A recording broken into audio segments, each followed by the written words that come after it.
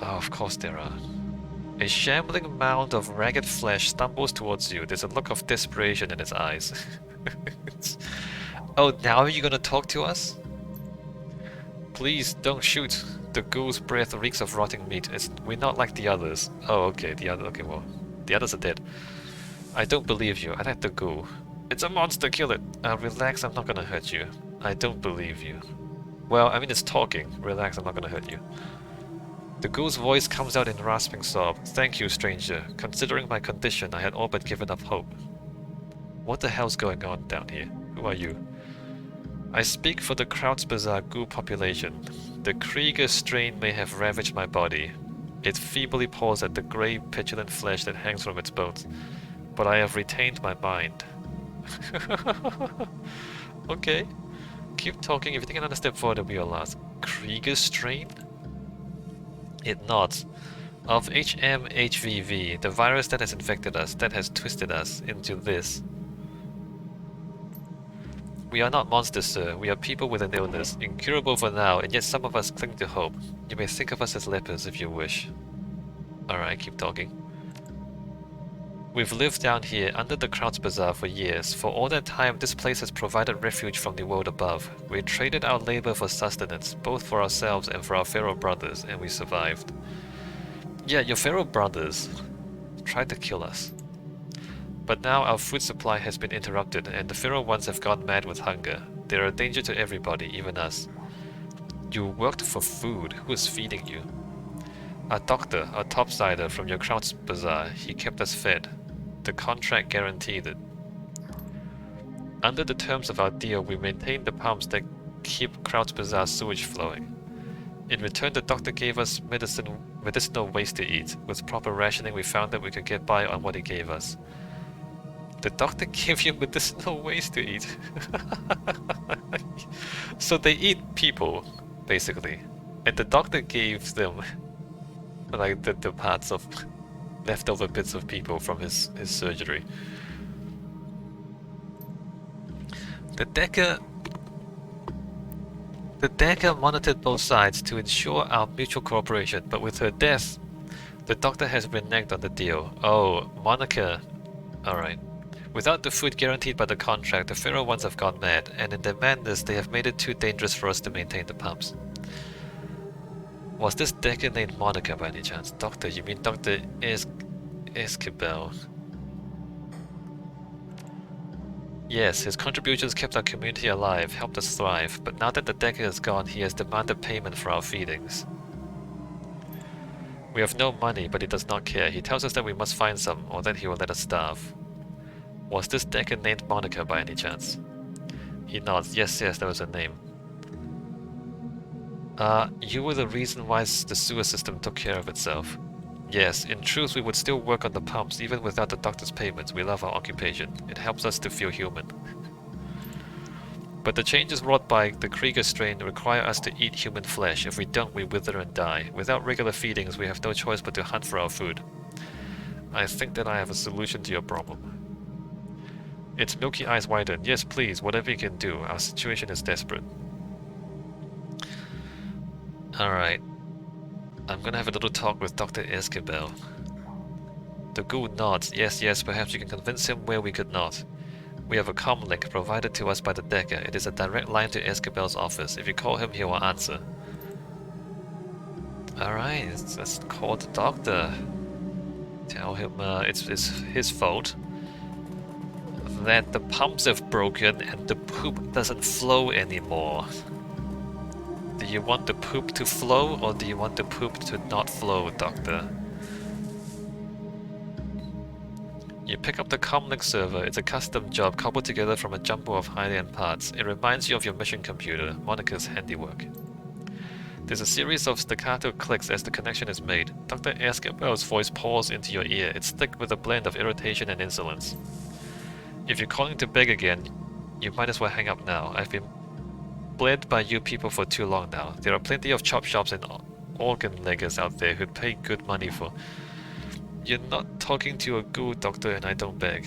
Oh, shut up. Let me cut you off right there. This is SCKC, Dr. Esquibel. SCKC. Escobar tries to hide his surprise in his voice. He doesn't do a very good job. What are you doing on this line, my friend?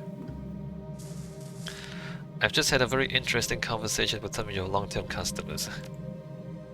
I don't know what those things have told you, SCKC, but they're not customers. They've never paid me a thing for my services, and they've been keeping the Kraut's Bazaar sewers running, Doctor.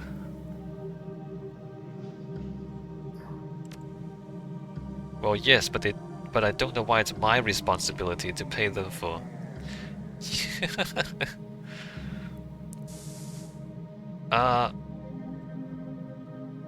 You signed the contract, I expect you to honor it.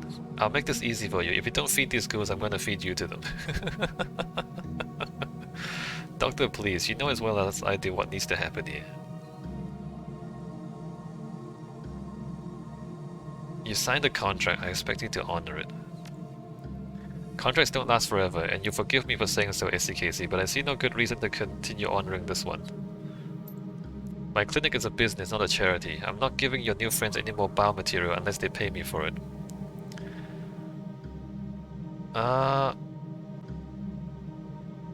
What if I offered to pay for the food, one lump sum right now, and you go back to honoring your contract? The ghouls don't have any money, you know that, but maybe they have something else that you want. I mean, look. Yes, you will. If you don't, I'll reveal your little secret to the people of Kraut's Bazaar. This is not... Because, no, the ghouls are helping him dispose of his medicinal waste. Because otherwise he will have to dispose of them some other way. It's medicinal waste. It's not costing him anything, is it? The ghouls don't have any money, you know that, but maybe they have something else you want. What? Like the barter system? I don't think so. I can't imagine that a bunch of sewer-dwelling monsters would have much of value to trade. They're people, Doctor, not monsters. They've already been working for their meals. Maybe you could come up with some other things for them to do. That's an interesting suggestion. The line goes quiet for a moment. I might be able to work with that. I'll tell you what, you tell the leader that I'll continue feeding them. In return, they'll keep the sewers maintained like they used to, and they'll agree to do odd jobs for me when I call. Just so we're all on the same page, what sort of odd jobs are we talking about? The sort that a pack of bloodthirsty ghouls might be good at. Use your imagination. Dio, I'll give them the message. No, I don't think I'm okay with this. It sounds a little too sketchy for comfort. The ghouls I've spoken with are intelligent and kind. I don't think they'll want to do your dirty work for you. Well, that's tough for them. I'm sorry, but this is my material, and we're talking about. If they want to keep getting it, they need to provide something of value to me. And as you well know, they have nothing else of value to provide. Your material? Isn't it waste? Isn't it surgery waste? You've heard my offer. They can do what I tell them to, or they can find their food somewhere else. It doesn't matter to me either way.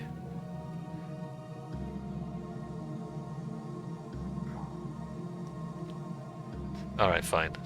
I mean, that doesn't make any sense to me. But okay. Very good, and tell them that I'm looking forward to working with them. There's a click as Escobar disconnects the line.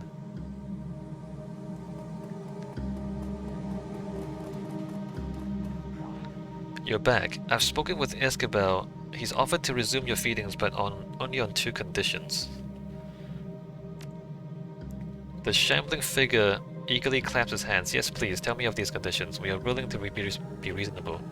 He wants you to continue maintaining the sewers, and he wants you to do jobs for him.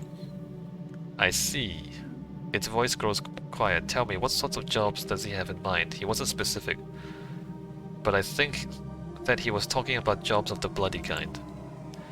A downcast look crosses the ghoul's face. It looks away. I am not surprised. He sees us as monsters, and he intends to force us into acting like monsters. His own pack of mindless creatures to command. We'll be forced to discard that which is most precious to us and act like what the world already thinks that we are. This is the price of survival for us. It is the deal you have brokered. I'm sorry if it's any consolation. It wasn't my idea. This deal is keeping your pack alive. Suck it up and deal with it. It isn't ideal, I know, but then again, nothing ever is. Would you rather I forced you out of town because the option is still open? This isn't ideal, I know, but then again, nothing ever is. I mean, look. I kill for money. Like, as a Shadowrunner, I kill for money. I mean, you're gonna have to kill for money too. Cool.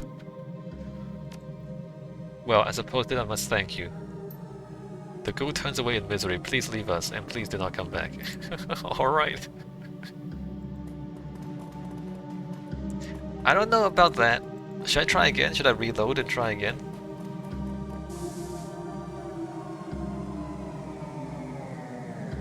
No, this is silly. It's silly as heck.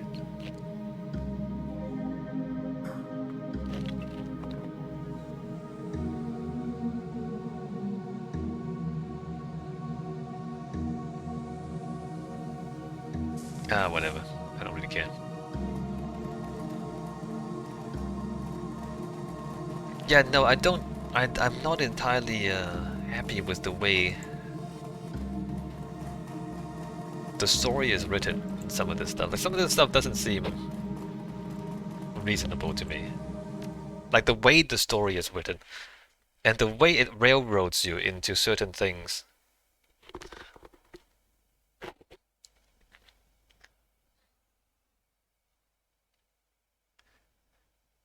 Right? Like, you know, the things that I want to say is not in the dialogue options, is what I'm trying to say. And I don't know. I don't know if you can please everyone.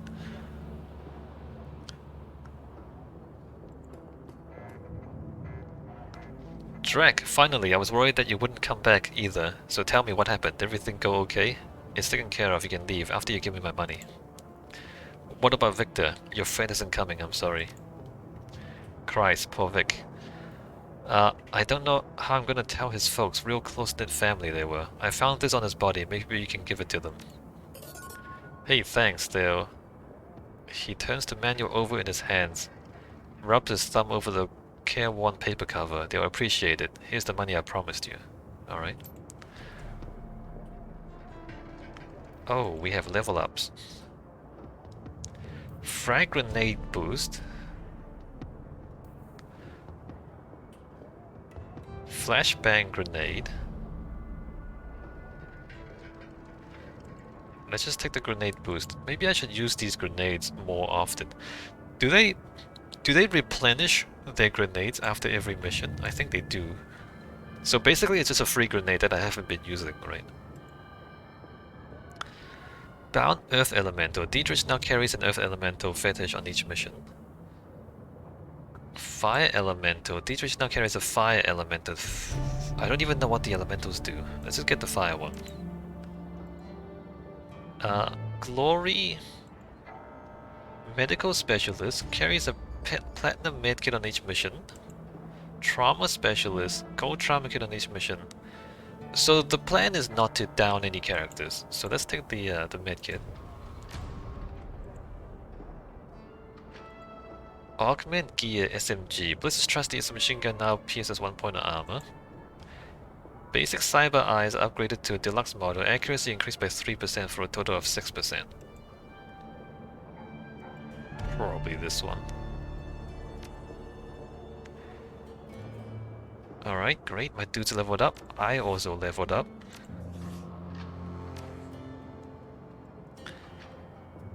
We are gonna... hacking? Wait. Hacking. And then we're gonna quickness. And then after that, range combat SMG.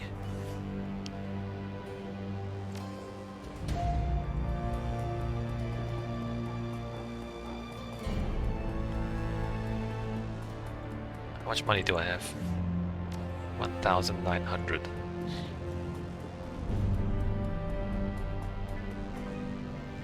How much is the new deck?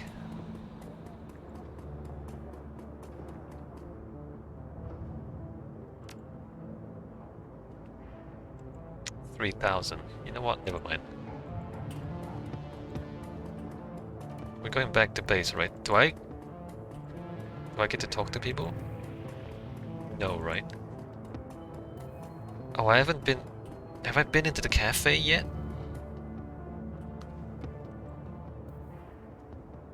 Alright, nothing new here. I think I've been to the cafe, right?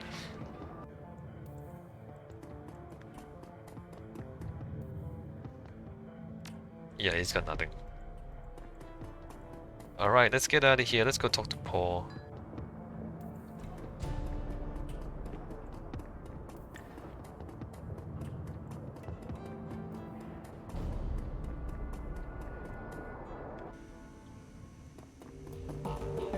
Blitz.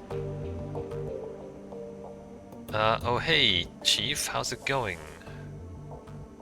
Blitz's eyes widen when he sees the drone that you're carrying. He looks anxious. I found this drone in the hotel vault. Does it belong to you? Yeah, Chief, that's mine. I didn't want to say anything at the time, since it was my idea to have you loot the vault in the first place. What was it doing in there? It's my personal drone. Good to have something to hide behind when you're on a solo decking run, you know? Luster took it from me when she seized control of the Schwarz-Herzen. I've been hoping to get it back ever since. I've gotta say, Chief, it hurts me to see her all banged up to hell like she was. Looked like Luster had a few of her goons take turns on my baby with a baseball bat. But it looks like you've got her up and running again. How did you manage that? Melia fixed your drone. She says it won't listen to anyone but you, though. Score. So, can I have it back? Sure. It's no use to me anyway.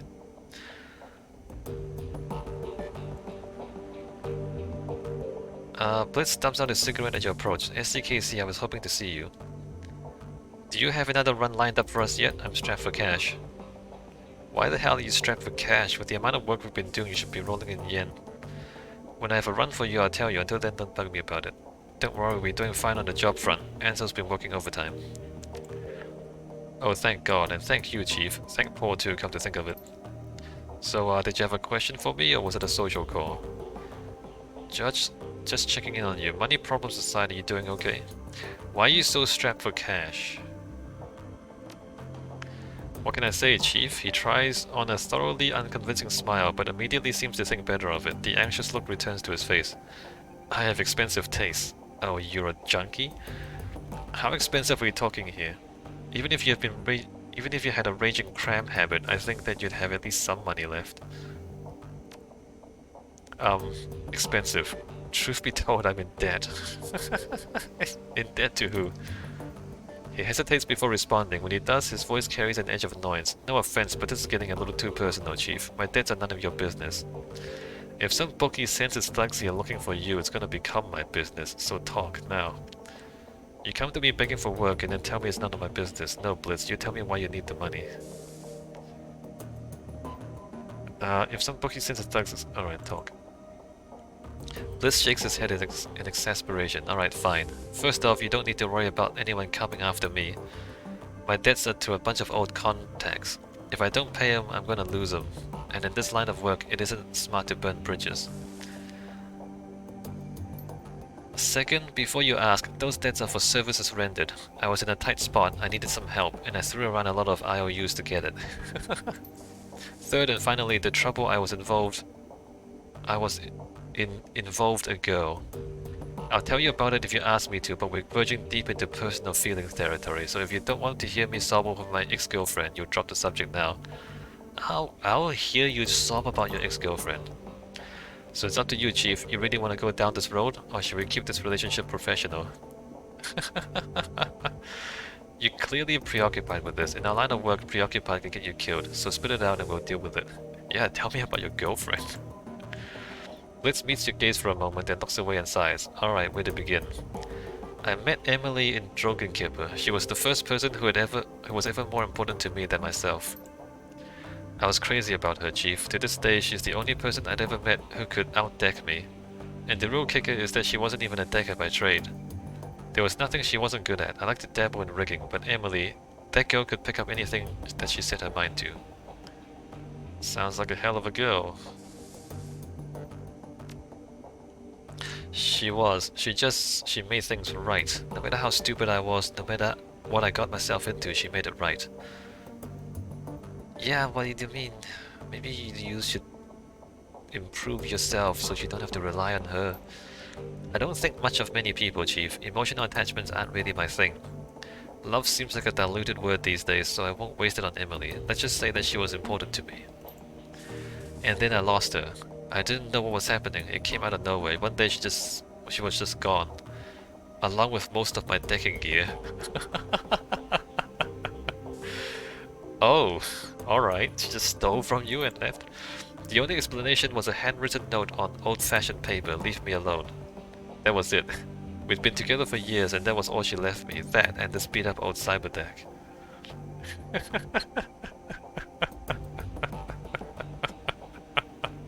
And then you paid a lot of people, or you promised to pay a lot of people to track her down. Naturally, I freaked. We had our share of arguments, but we never had a huge blowout or anything. I couldn't think of anything that drive her to do a thing like that. Mostly I felt hurt, so I searched for her in the real world and in the Matrix. And when that turned up nothing, I started tapping my contacts. And that was when I started racking up a debt. Alright, so did you find her? No, she's gone, SCKC, without a trace. Well, she was a smarter decker than you.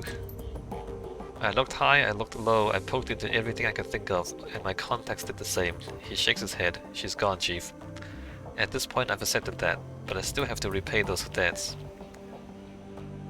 I'm surprised that you've given up so easily. There must be some place you haven't looked. He blinks. I don't know, SCKC. I really did look everywhere, and at great personal cost. If she means that much to you, you owe it to yourself to try. Yeah, you might be right. He shakes his head. Fuck, I thought I was done with this. But you're right, without some kind of closure, I'm never gonna be at peace with this. Thanks for the talk, Chief. I'll let you know how it goes. Please don't. You do that, Bliss. Good luck. Okay. I don't know if that's a good idea, but you know what? We're doing it now. Again, the game, like, the dialogue options don't give you a chance to go back. Like, it's just... Anyway. SCKC, welcome back. I have news for you.